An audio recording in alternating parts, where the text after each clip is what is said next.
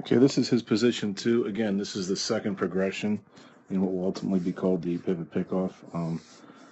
It's tough for me to have somebody that's already progressed past this kind of go backwards and try to mimic it. So I had Joey do it this afternoon. There are some things in his pivot pickoff that are a little bit beyond where the little guy on the left is.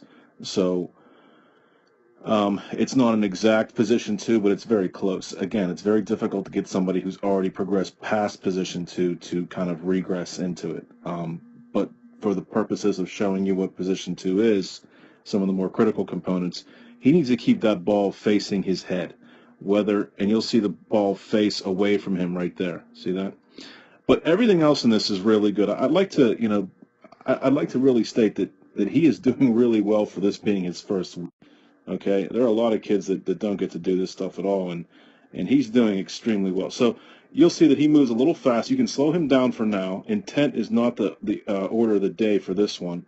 This is a top half drill, which is to say that we're working, here and up.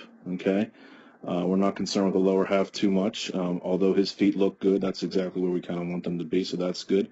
So 2 things to remember. Okay. Keep the ball facing your head the entire time. You'll see right there it turns away. If you come over to here to where Joey is, he keeps that ball facing his head. And what that allows, okay, is forearm layback and max external rotation, okay? Those are very complicated terms for a youngster, but they are very important later, okay? This is more of a quarterback throw or a catcher throw, okay? We want to learn the pitching throw first.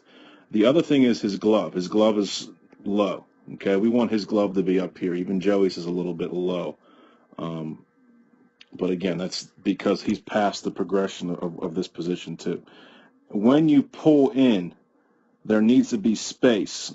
Scapular separation it's called. And you'll see that Joey doesn't employ it very well here either. Okay, and he'll pronate there. That's good. So what we're looking for is this arm to work up and then down, palm up. Okay, he kind of just has his arm hanging there and it does whatever it does. We want a purposeful movement with that glove side. It's up right here. If you look over here, please. We want a purposeful movement of this glove hand right here. His hand should be up. You'll see Joey's hand isn't quite up enough, okay, as it's facing his body and into his body, okay? So, again, this isn't a perfect position, too, because the player on the right has kind of moved beyond that. But there are elements of this that are similar, okay? You'll see this. I do one from the back to really illustrate how he keeps that ball facing his head the entire time. For maximum forearm layback, okay?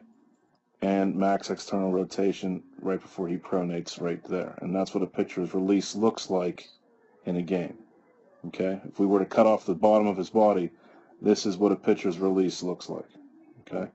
And that's where he's going to be eventually. But right now he needs to go through progression 1 and progression 2 before he gets there, okay? I hope that was helpful. If you have any more questions, let me know. But again, 2 little things to clear up this week. This arm's got to be doing something, and this ball needs to be facing his head at all times, just like it is over here. Okay, you'll see it. He'll start here. It's facing his face. Head, and then it releases, and then you get that pronation, okay? But very good. Very proud of where he is. He's doing great. The fact that he likes doing this and he has the space to work at is going to be very helpful down the road.